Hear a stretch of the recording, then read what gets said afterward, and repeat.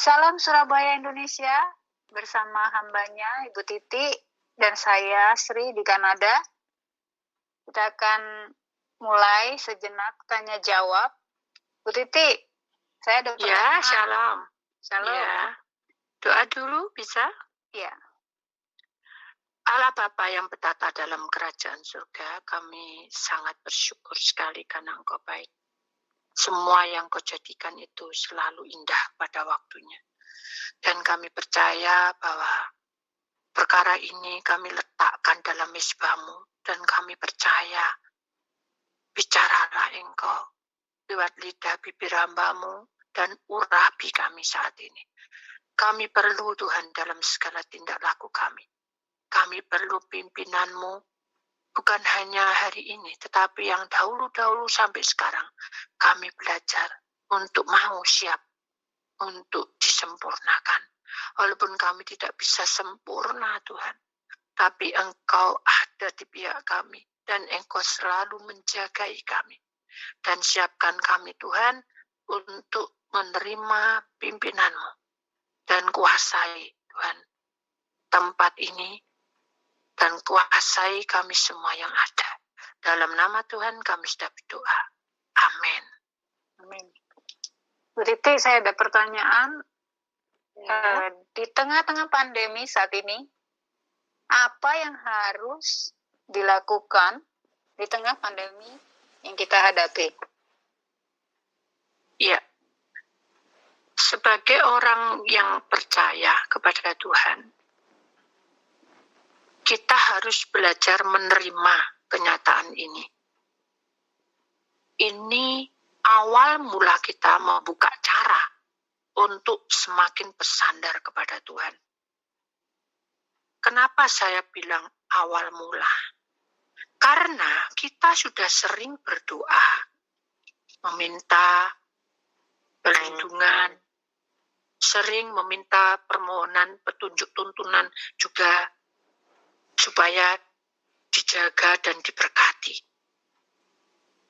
Tetapi sesungguhnya kita sudah mulai ada rasa kekhawatiran, ada rasa gelisah. Karena kondisi yang pandemi ini sangat-sangat membuat kita ini jadi, orang bilang ada rasa yang tidak nyaman dalam hidup kita. Makanya kita awali dengan kata awal mula, membuka cara untuk semakin bersandar kepada Tuhan. Itu artinya adalah berjuang dengan tetap semangat melewati pandemi ini dengan segala kemungkinan yang tidak kita duga tiba-tiba terjadi. Dan saya sering juga katakan juga, contohnya seperti tentara mau berperang. Ya. Tentara berperang itu harus siap menghadapi cuaca, menghadapi kelaparan, menghadapi kondisi fisik tubuh, dan harus siap untuk selalu sehat. Walaupun dalam keadaan yang tidak memungkinkan, dan mungkin juga terluka posisinya, tetap menjalankan tugas sampai titik penghabisan. Itu yang dinamakan awal mula, untuk kita semakin tahu rencana Tuhan ketika kita semakin bersandar kepadanya. Bu, bukannya kan saya sudah setia. Ya, kalau kita sudah setia, itu adalah kewajiban kita untuk datang pada Tuhan. Tapi Tuhan menginginkan kita semakin hari, semakin kita mengenal awal mula Tuhan itu menuntun kita ini dari kita jatuh cinta sama Tuhan sampai kita itu kembali dipulihkan keadaan kita. Kita ini dipimpinnya sampai pada masa pandemi ini. Tuhan ingin kita tetap berjuang, tetap semangat. Karena kita akan bisa tahu bagaimana dalam persoalan ini kita tidak bisa berjalan semudah kita pikirkan sebelum pandemi. Kita enjoy aja, pokoknya kita kerja pasti dapat uang. Dan kita tahu bahwa arti pandemi itu adalah dari kata epidemi, yang artinya penyakit telah menyebar dengan cepat ke seluruh dunia. Berarti penyakit ini musuh kita. Walaupun banyak juga yang gugur. Contohnya, banyak yang kehilangan orang-orang kita cintai. Bila sampai detik ini kita masih berperang, kita masih diberi kesempatan untuk berperang, haruslah kita lebih gigih lagi. Kita kuat, dan kita harus kokoh membentengi keluarga kita juga. Dalam pekerjaan juga tetap ada fokus ke masa depan. Walaupun sekarang ini posisinya kadang kita tidak bisa di lokasi. Kita hanya lihat di tab atau di komputer atau di HP.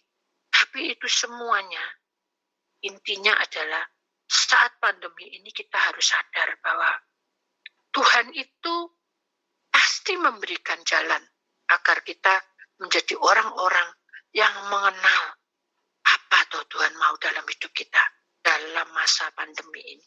Kita ingat suatu kejadian di mana orang kusta pada waktu itu. Kita akan baca sedikit firman Tuhan, Imamat 13 ayat 2. Apabila pada kulit badan seseorang ada bengkak atau bintil-bintil atau panau, ya, yang mungkin menjadi penyakit kusta pada kulitnya, ia harus dibawa kepada Imam Harun atau kepada salah seorang dari antara anak-anaknya imam itu. Yang artinya adalah di mana kalau kita ini menghadapi pandemi, itu kan musuh kita penyakit itu. Kita ini harus lebih menyandarkan hidup kita. Karena awal mulanya kita sudah menjadi anak Tuhan. Kita sudah percaya penuh pada Tuhan. Kita sudah sering doa, sudah meminta permohonan berkat, perlindungan. Sekarang ini masa pandemi, kita harus lebih menyandarkan semuanya.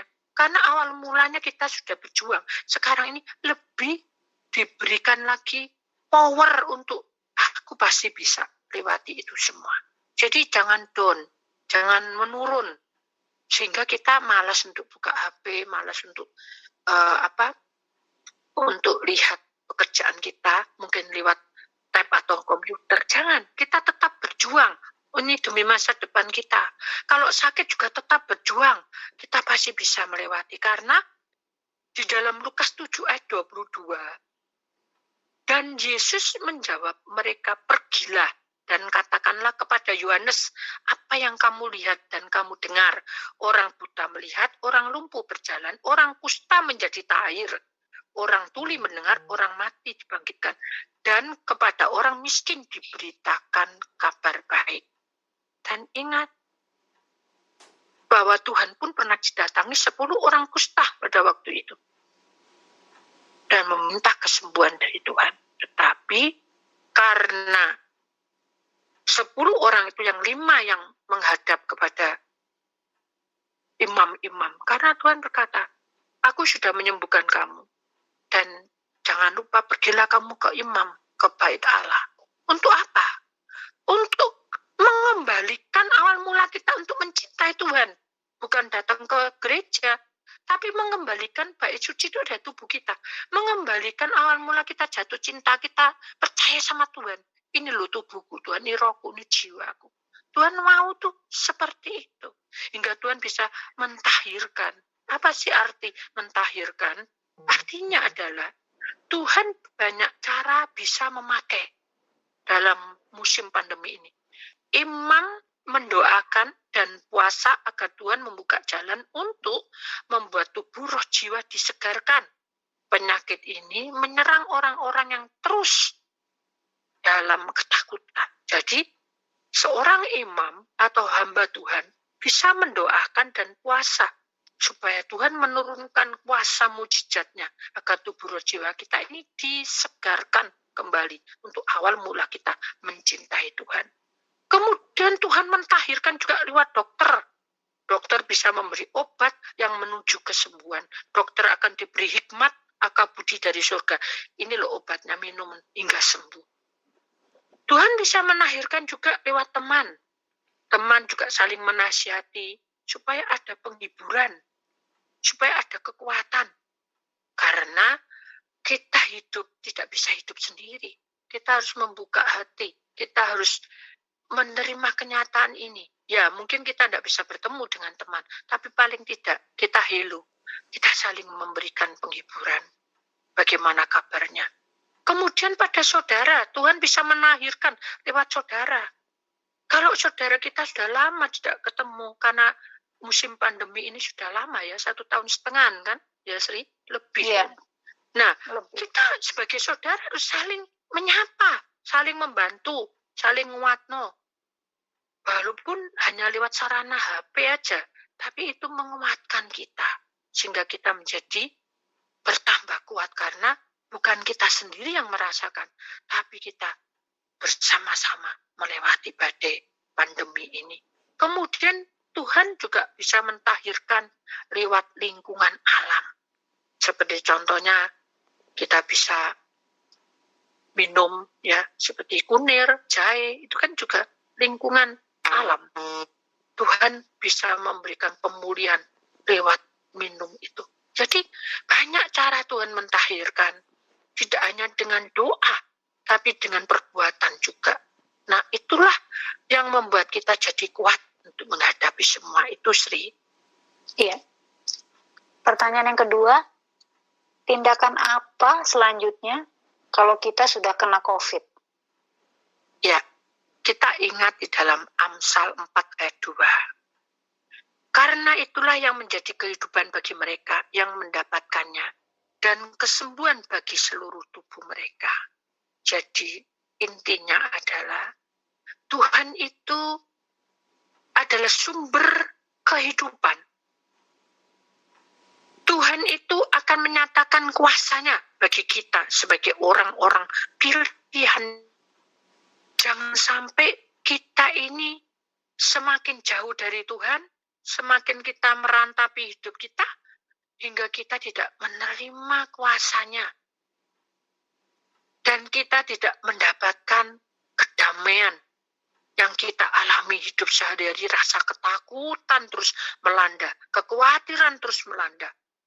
Kita ingat di dalam Yeremia pasal 8 ayat 15. Kita mengharap damai, tetapi tidak datang sesuatu yang baik. Mengharapkan waktu kesembuhan, tetapi yang ada hanya kengerian. Nah, inilah masa-masa kita menghadapi, tetapi kita tidak boleh terbawa arus itu. Kita harus ingat di dalam Yeremia pasal 33 ayat 6. Sesungguhnya aku akan mendatangkan kepada mereka kesehatan dan kesembuhan. Dan aku akan menyembuhkan mereka dan akan menyingkapkan kepada mereka kesejahteraan dan keamanan yang melimpah-limpah. Jadi, kita harus mengimani ya bagi yang kena COVID dan yang sudah sembuh. Tidak boleh minder. Tidak boleh pupus harap. Tidak boleh putus asa. Tidak boleh stres hadapi kenyataan dengan apa adanya. Terima dengan sukacita. Tetapi harus kita ingat juga, fokuskan hidupmu ke masa depan.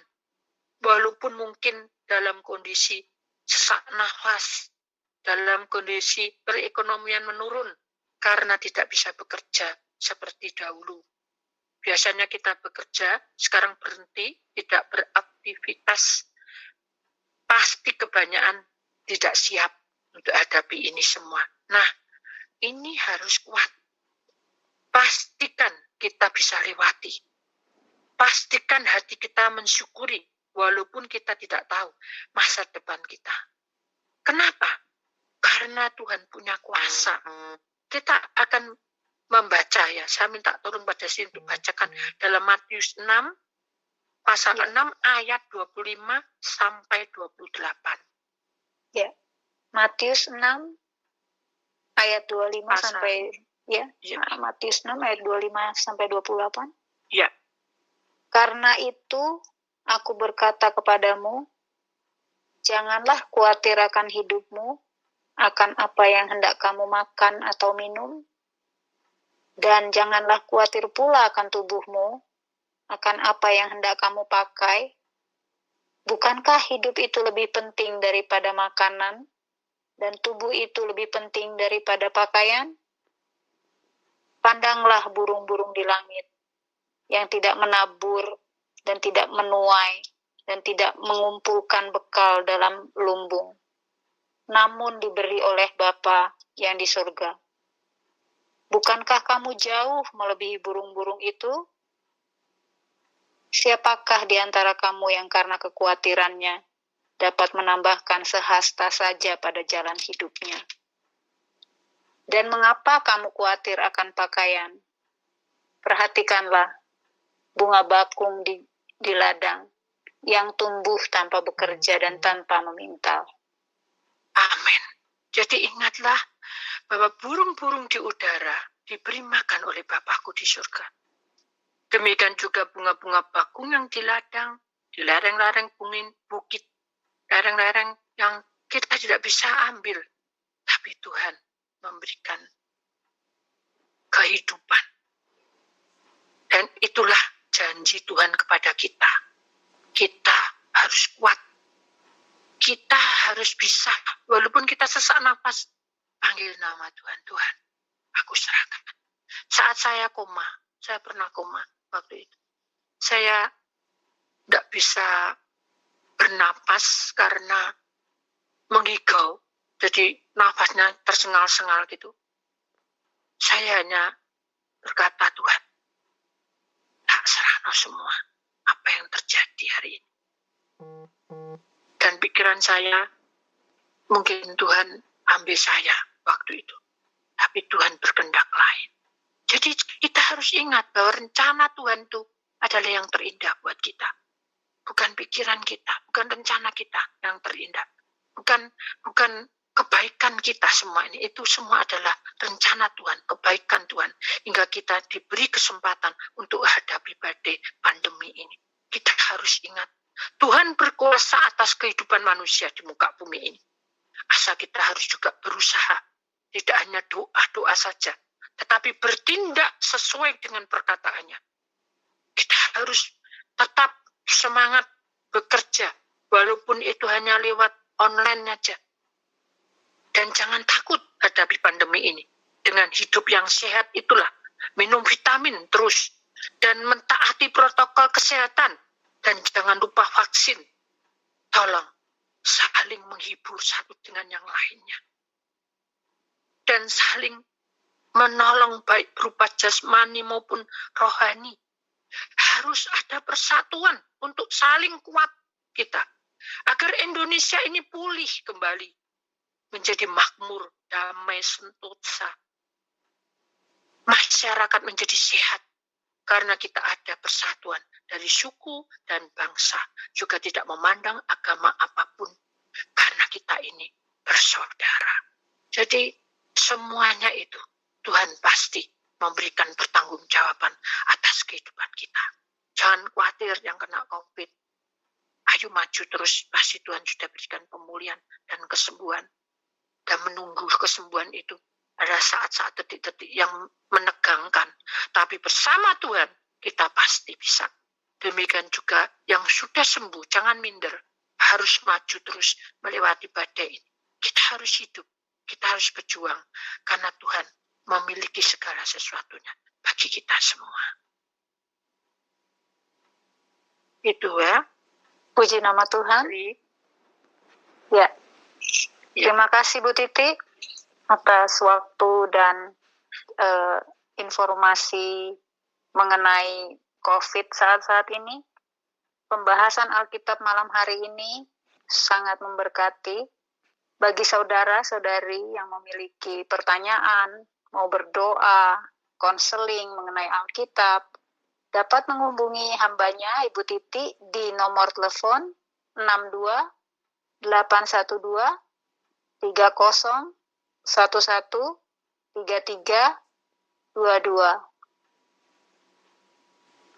Ya, Bu Titi, kita akan berdoa dulu ya, Sri.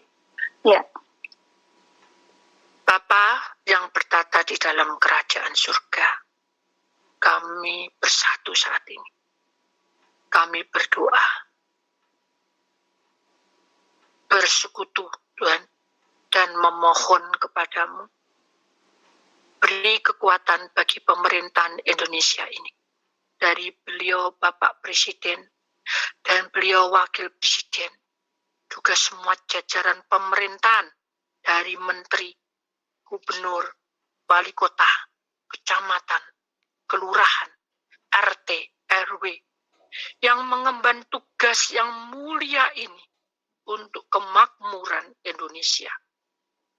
Beri kuasamu bekerja dalam perjalanan ini, yang menjalankan tugas mulia ini. Mari Tuhan, tanganmu ikut campur tangan. Beri hikmat dari surga, kekuatan dari Tuhan, pimpinan Tuhan beserta selalu untuk menjaga Indonesia ini. Juga diberi kesehatan Tuhan bagi semua para medis, baik itu kedokteran, perawat, dan juga semua tim-tim yang terlibat dalam kesehatan. Diberi kekuatan tubuhnya. Kami berdoa buat saat ini, mereka-mereka yang ada di rumah sakit maupun isolasi mandiri yang kena COVID, biarlah tangan kuasamu menguatkan iman percaya mereka. Tetap semangat dan bangkit. Berdoa, Tuhan, kami satukan buat obat-obatan yang diminumnya dan injeksi yang dipakainya, juga vitamin yang diminumnya akan segera membawa pemulihan. Dan kami percaya Tuhan, pasti Tuhan buka jalan. Biarkan perekonomian Indonesia ini juga dipulihkan kembali, sehingga Indonesia aman, tentram, bahagia, hidup selalu, diberi sehat. Tetap kami bersyukur karena Tuhan ada bersama kami. Di dalam nama Tuhan Allah yang hidup, kami percaya. Kami melihat ada seorang ibu yang sesak nafas saat ini.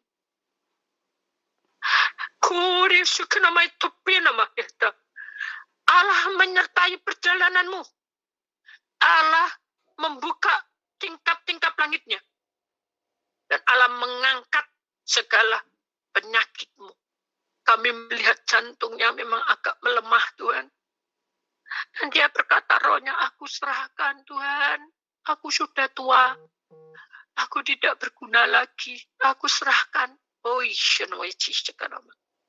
Sampai rambutmu memutih pun aku menyertai selalu, hei kamu anakku. Dan kamu sangat berguna, karena kamu adalah pendoa yang selalu mendoakan anak mantu cucumu dan turunan-turunanmu. Kuni desikana mata, dia nama. Aku memberkati hidupmu. Bangkitlah dan pulihlah kamu, karena tugasmu belum selesai. Doakan semuanya. Terima kasih Allah. Kami bersyukur, kami percaya, kami berdoa. Ada seorang pemudi yang saat ini lagi stres berat karena diambang suatu perceraian, karena sisi ekonomi yang tidak menentu, sehingga terjadi sesuatu yang tidak menyenangkan dan dia tidak siap. Maka di dalam nama Tuhan Yesus Kristus, maka hari ini juga kamu dipulihkan keluargamu, kamu dipulihkan hidupmu, dan dimenangkan semua beban beratmu. Aku ikut campur tangan dalam duduk perkaramu. Terima kasih Allah. Terima kasih Tuhan, kata rohnya. Kuni bae uji sekenama nama. Ayat sekenama. Aikanama. Tuhan tidak pernah membiarkanmu, anakku. Tuhan selalu ada di pihakmu. Kerajaan surga menjadi bagian orang-orang yang dipilih oleh Allah. Kami tahu itu. Dan kami percaya engkau beserta selalu. Kami melihat ada seorang bapak-bapak yang ada di pinggir jalan. Dan dia berkata, aku punya kencing manis. Aku tidak kuat hidup seperti ini. Dan sesak nafasku mulai menjangkiti hidupku. Penyakitku sudah banyak. Aku pengen mati, Tuhan. Toba, Shishkanama. Aku tidak akan membiarkan kamu, anakku, mati. Tapi aku akan memberikan kamu kehidupan. bangkit kamu, dan sembuhlah kamu. Semangatlah, karena aku menyertai kamu. Kami melihat urapan Tuhan bekerja. Tuhan membuka jalan dan menyertai selalu. Kami melihat rohnya jatuh tersungkur dan berkata, aku berjanji, aku akan persembahkan hidupku kepadamu. Aku berjanji, aku akan hidup semangat kembali. Noah Batam, jangan kamu merasa berdosa, kemudian kamu baru teringat. Mulai hari ini hiduplah baru, dan jangan menengok ke belakang lagi. Bangkitlah, dan semangatlah, hiduplah di dalam pembaruan bersama aku.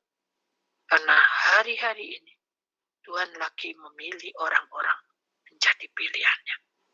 Nah, Paskah, Tuhan menyertai kamu. Di dalam nama Tuhan Allah yang hidup, penyertaannya selalu ada di pihak kami. Maka kami menyerahkan tubuh roh jiwa kami ya Tuhan.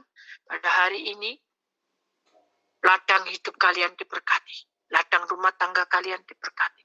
Ladang kesehatan kalian diberkati. Ladang pekerjaan kalian diberkati. Ladang keluarga kalian diberkati. Dalam nama Tuhan Yesus kami sudah berdoa. Amin. Amin. Tuhan Yesus memberkati.